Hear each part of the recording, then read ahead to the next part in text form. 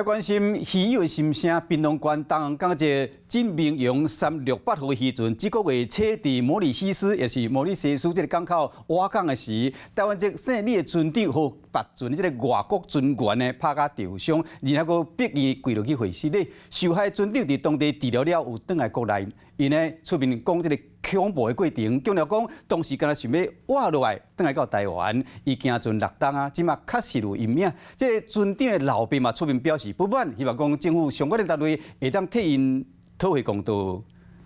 讲啊歹听的，我敢若想要活命尔。头壳乌妈麦皮肤，也是金明洋368号生理的船长，倒蕊目睭乌青，到即马还未消，便若想到扣牌回聘，心情就真乱。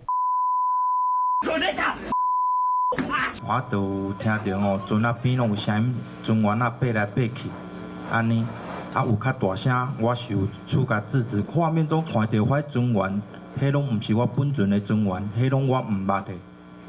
啊，伊来甲我质问，我是讲啊，咧含伊离咧离亲的时阵，右手边有人开始动手啊。一个人面对10怪国际渔港胜利船长，足惊扣拍死。伊也无开始牺牲，我是否认啦。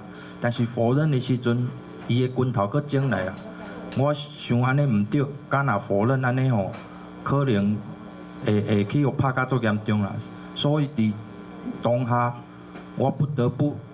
毋是事实的代志，我就去甲道歉安尼啦。这个事故就发生伫咧3月初7，摩里西斯对市港内金明洋368号远洋渔船艇，一辆国际渔港啉酒大声伫咧发休，胜利船长只不过过间提醒一下，就扣渔港给拍。我的印尼话也是经由我的船员教我的。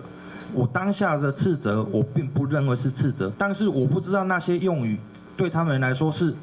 文法上的问题是尊敬的还是不尊敬的？讲你甲拍咧，哦，啊你搁甲录影，搁甲破上网去，这种行为是有够过分，搁甚至轻视咱台湾政府。我拍你台湾人，啊你是要安怎？